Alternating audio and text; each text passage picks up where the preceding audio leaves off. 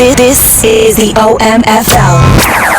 You can't touch this. And you're in the mix with Kinda Real Name. Here's another OMFL production. When I hit you up, I'm talking about banging something. Chill off in your crib and half a thing, probably make this thing or something. Girl, you like my bottom, yeah. Post my bill, pay for my lawyer. Play your position when the mother hoes get out of order. When you wanna give me that, you purchase a plane ticket. Run around town when I bust. Alright, what's up, guys? It's Little Saints and Sinners, podcast number 5. That's right, we've already done 5 of these. It's time to recap some of my latest games. I think the last time we were together, I recapped the Jaguars and talked about the Bears. I played the Bears, played the Cardinals. Things didn't go so well, and off to a bye week before we start the last little bit of a run here. And so I'm going to do a quick recap since I'll be playing the Falcons tomorrow at some time, and show you guys exactly where we are. Bears game was one of the really toughest games that we've had in a very long time. Bears defense was after us from start to finish. That defensive line really attacked us from every aspect. I mean, they have 3 all-star X-Factor linebackers on that team, and we just were not able to protect Breeze at all. You can see here he gained 334 yards to my 230. Most of those came late in that game. 133 rushing yards to only 36. Only 201 passing yards for him, but he really didn't have to pass that much. I mean, he went into halftime up 14-7, and then, as most teams do, completely shut me out in the second half. Only 3 points. Very late field goal there as he tacks on almost 20 points. So really blew me out there, and things got out of hand. Only 1 turnover. I lie. I know exactly what this is. I don't really have real stats. I now remember, because I knew it was way worse than this. We played, and evidently we played during maintenance, and so the game actually didn't get recorded. But it was stupid. It was way out of control. He had at least 8 sacks. He was after Breeze the entire game. Breeze had less than 100 yards passing. I think it did put up 3 points late in that game, but he was up like 27-7 or this 27-0 or 27-3, something crazy early in that game, and then just ran away with it late. This was a sim score because, of course, he beat me, but the game stats didn't register, and so he was able to get his sim W as he had earned. So no real stats there to cover, but it was not pretty. It was way worse than this 34-10 showing that the computer was able to get me. We did play the Cardinals, though, the next week, and we had a much better showing. Tried the zoom out camera again, the all 22. I think we're going to run with that for just a little bit. I mean, it hurts during the rushing game, but it helps with the passing game. And then mixed with some sliders adjustments that we just added this week, I think that it'll help my team. We pumped up the pass block a little bit and the pass accuracy some. And then I think 1 number down, maybe 2 numbers down on the rushing attack. Maybe not. I might be wrong on that. I forget exactly what we did. But that extra passing time in that all-22 will allow me to really look over the field and make some quick, decisive decisions, which you need in this Madden, especially as I'm facing the Falcons this week. One of the top teams here in the AFC, won 4 of the 5 OMFL Bowls that we had last season, 4 of the 6. Just a dominant team, and even though he had a rough start to this Madden, still a very dominant team. You see here, 297 yards to 201 yards, 97 rushing yards to 70. Kamara was still out in this game, but he did come back during the bye week, so I will have a full healthy team going into Atlanta to face that pivotal Week 8 matchup against the Atlanta Falcons. We need all hands on deck because it's going to take everybody. 15 first downs to 13, 200 passing yards to 131. Here's the big key, though, the 6 turnovers, 6 interceptions to only 2. The 2 are rough throws, but you know what, that happens sometimes in Madden, for a total of 410 total yards to 385. Third down conversions 5-3, and then the 2-point conversion. Offensive red zone percentage was 100 on each side. 15 penalty yards for me, 0 for him in 21 minutes and 34 seconds. Time of possession for my team, and 18-24 for his team. Looking at some just quick individual stats here, Drew Brees was 4 sacks, but he was 15 for 27 for 55%, 2 touchdowns, 2 interceptions. You can see Murray really struggled, 56%, a little bit better there. Did get the 4 sacks, but he had 2 touchdowns with the 5 interceptions. Really ended up hurting him for a quarterback rating of 53.1. Rushing yards here, you'll see a lot of people got carries. We're really starting to figure out that Scott's going to be our number 2, but Irving has a really great opportunity to get some playing time here. Scott, 4 attempts for 41 yards, a 6.8 average. Irvin, 8 for 30. Murray, 6 for 18. So you can see Irvin and Murray really struggled. And Scott really has been the best halfbacks for me since Kamara has been out, and really is going to take over that number 2 spot. Justice Hill, 7 for 44. Murray, 6 for 18. Edmonds, 6 for 15. Looking at a couple receiving yards here. Ginn had 5 for 99. He's really been a pivotal tool, and he has fought off some pretty young talent that has been itching to get in there. But Ginn has played really well this season. And then Thomas, 7 for 89. Ginn also had the touchdown. That's right.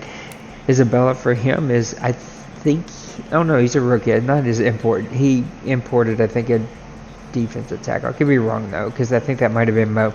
Isabella, though, 6 for 82, a speedster that really had his way today with the 1 touchdown.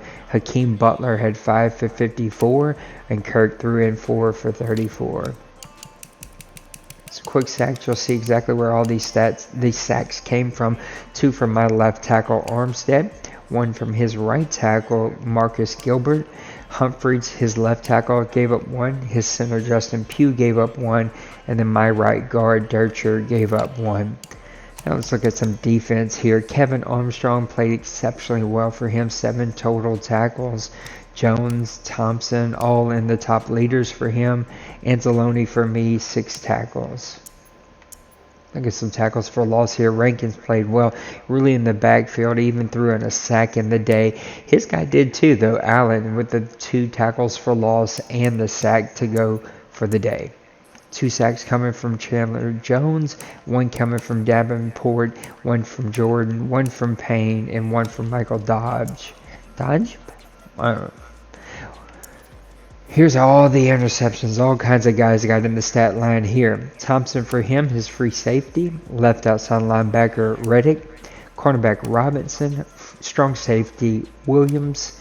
Cornerback Apple. Free safety Gardner Johnson. And then cornerback Lattimore. All got picks for the New Orleans Saints. So it was a good all-around game. It was hard fought early in that. The Saints really just kind of ran with it late as Murray continued to turn the ball over, and it looked much worse than what it really was in the first half of that game. Again, the Saints run away late with all of the turnovers and the interceptions.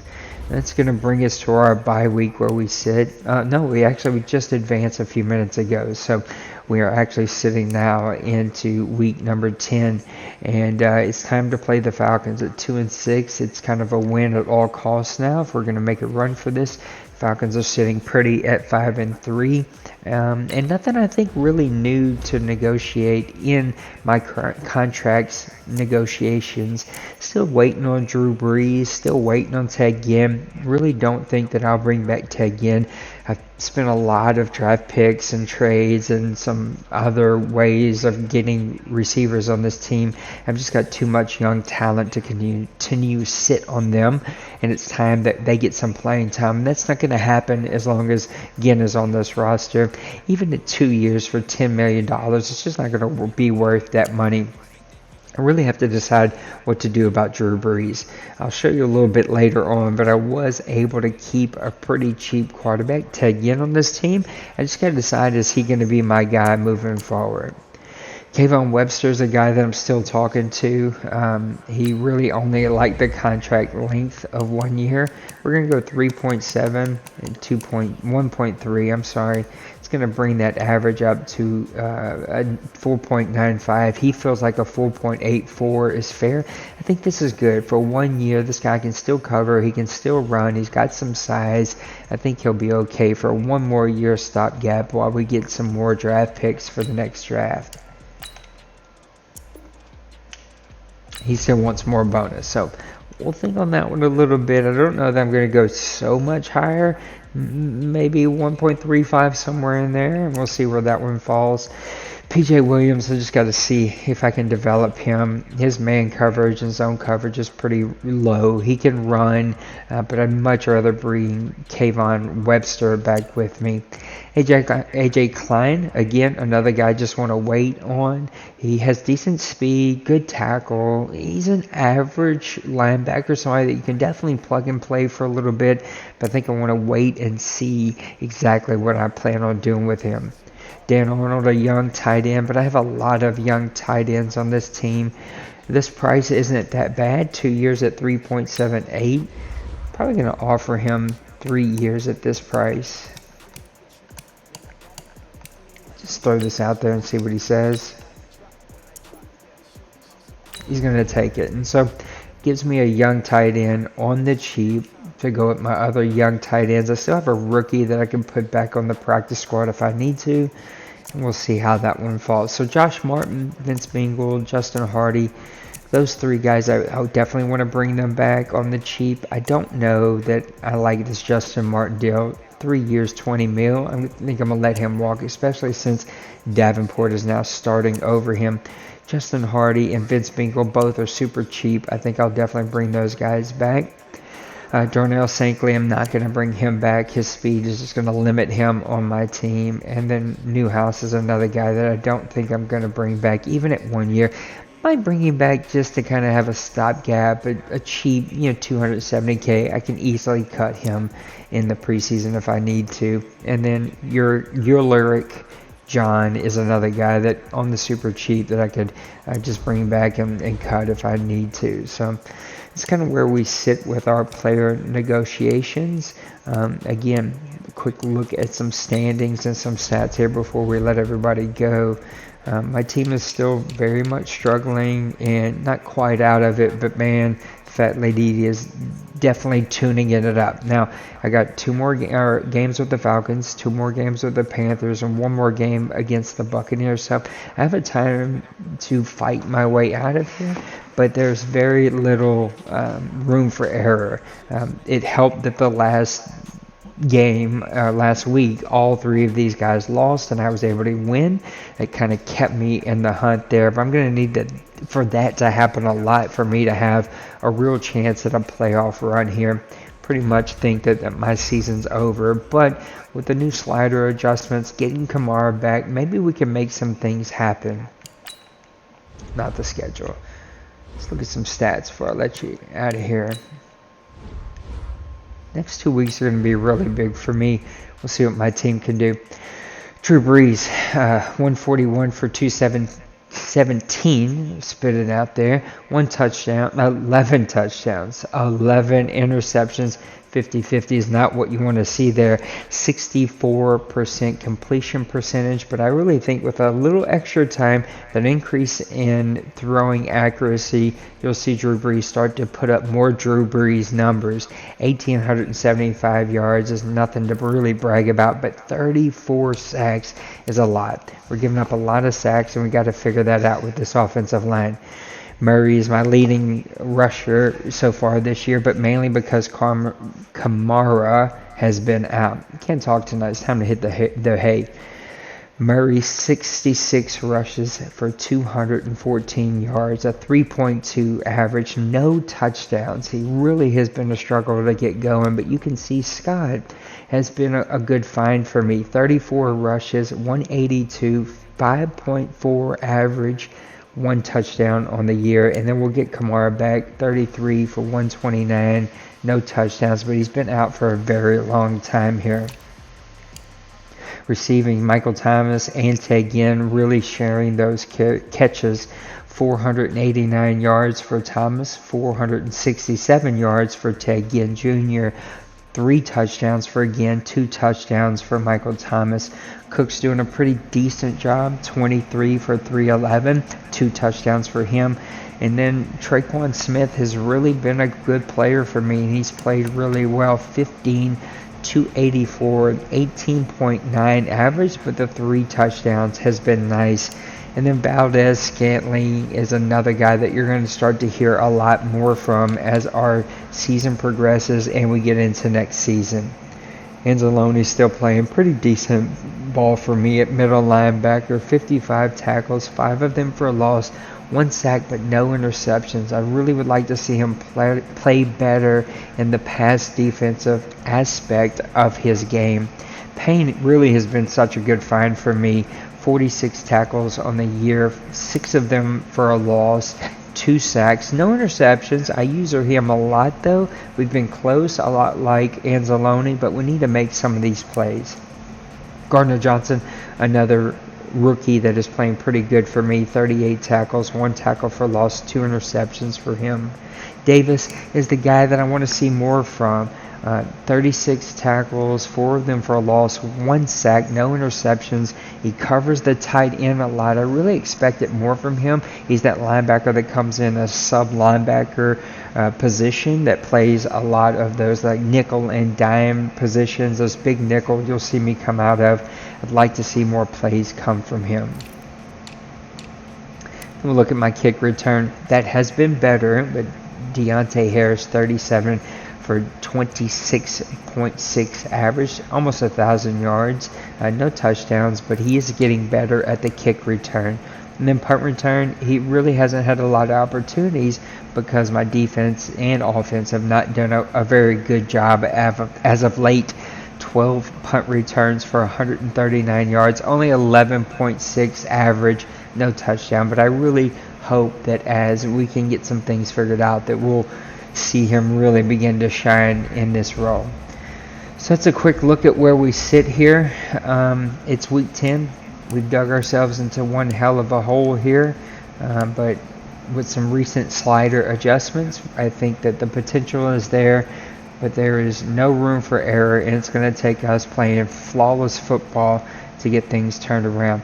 Good momentum from the Cardinals. We needed the bye week as a break. It's time to kind of get back into it, think about what we're doing, get out here and get a big win against the Falcons in week 10. Then you got the Bucs week 11, the Panthers in week 12, Falcons again in week 13. So a little run here in the next 4 weeks that will make or break my season. If I can come out of this 3-1, there's an opportunity there. 4-0, absolutely an opportunity. But 2-2 and anything below, your season's pretty much over, and now it's time to start playing a lot of young guys and get some guys some XP that they're going to need for next season to come back out and try it again. So that's a look at Saints and Sinners here. We'll be back tomorrow for our game against the Falcons. Can't wait to see it. We'll see what happens. Have a great week. God bless. Peace.